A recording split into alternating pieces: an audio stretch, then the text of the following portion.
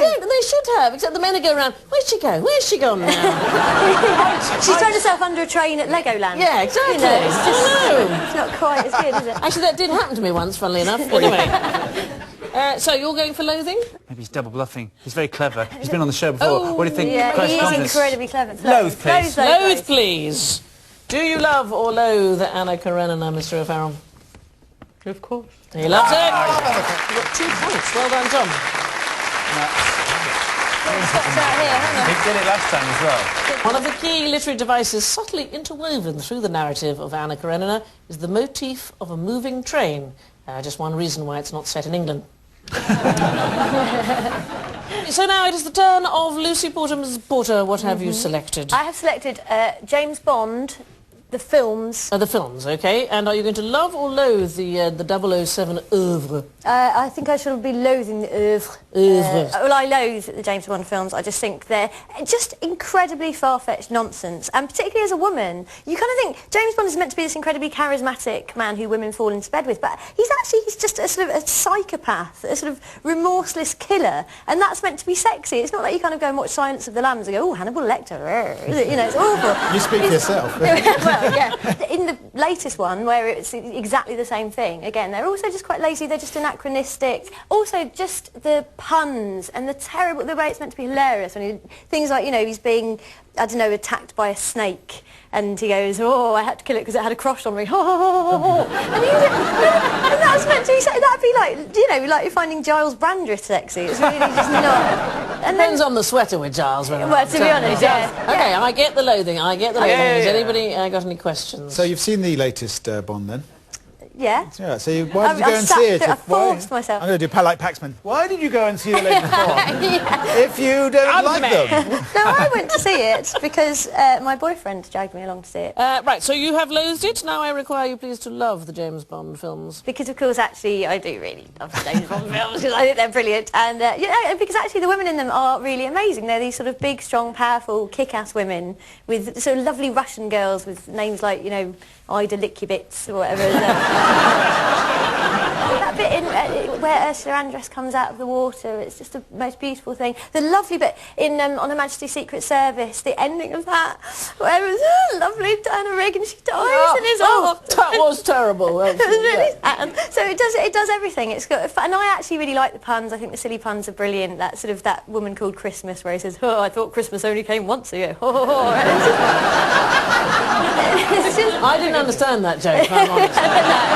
I think it's a lovely bit of fluff, and the world is a better place with a James Bond film. I'm going to have to press you. Her knowledge of Bond seems to be quite detailed. She love. We think she loves Bond. She loves a bit of Bond. OK, please reveal to us whether you love or loathe James Bond films. Hey! Porter, you're a genius. Oh, you sly! I love you! I love you, Lucy! You ripped the heart out of me! 2 points there to Chris and Lucy. Can I do an evil Bond villain turn around? In some recent Bond films, former Fawlty Towers star John Cleese controversially played the part of R. However, producers vetoed the idea that Andrew Sachs should play his Spanish assistant, K. I can tell you that at the end of that round, Chris and Lucy have got 4 points, but still in the lead, Sue and John have got 7. Now, this is the last in the series. And currently, Chris has won 1 more show than Sue. So it's all to play for. In this final round, team captains must communicate the plot of a work of literature, film or song to their guests with no mention of names or places nor any allusions to the title. So as Sue and John are in the lead, they get to start. Here is your magic envelope and your 90 seconds begins now. Tilting at windmills. Don Quixote. You wrote this razor advert. Best a man can get. I can cut hair, but I've got a very pale face and scars on it. Hands. I'm a song by a 4-person group from a town in... It's the name of a girl, actually. Eleanor Rigby. Yes. Comedy from the western side of a very famous capital city, which we're now in. West London. West London. Minder. There's a studio there. Ealing. Yes, a very famous one of this. The man in the white suit. If you attack a girl, you are... lady and if killer. she died, Lady yes. killer. Lady killer. This is a play, and if I was a detective and I got a promotion, I'd be a...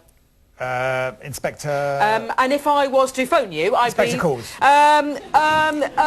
Cross-dressing, hilarious comedy featuring the greatest starlet of all time. There's two men in it. Some Like It Hot. Yes, and I am a very popular comedy about policemen in the west of this country. Mind... Hot Fuzz. Oh, just under the wire there. So 8 points there, which means that in total you've got 15. Oh, quite a lot to beat. You need 12. Oh, we need 12. In order to... It's never been done. No. It's never even been attempted. You can die at that speed. Go and do it, you'll be mad. For the love of God. Tell my wife I love her. Here's your card and your 90 seconds. And this is all to play for. This is whether Chris... Or will you give over?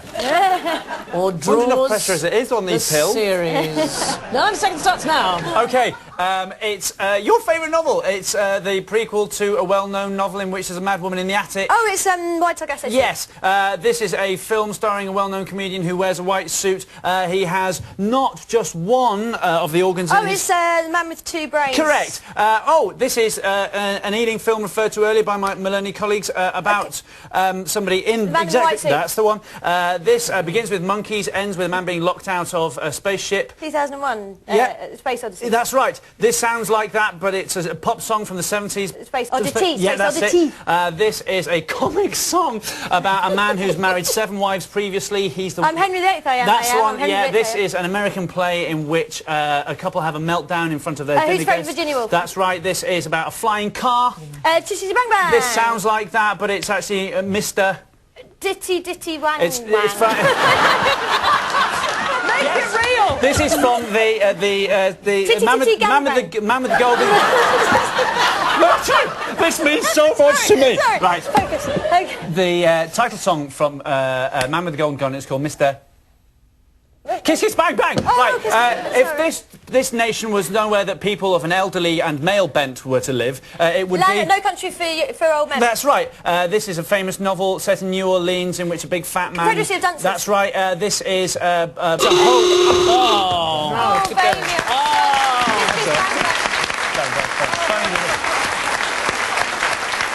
I can tell you that you got 7 correct because I have to discount the man in the white suit because you said Ealing.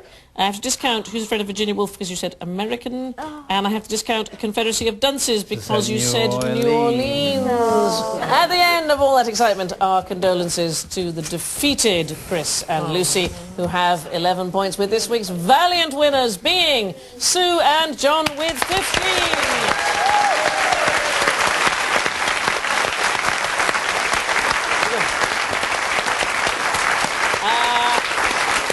Well, that means the series is a tie, so we may have to come back again. Cliffhanger ending. Yeah, I know. Perfect. Cliffhanger ending.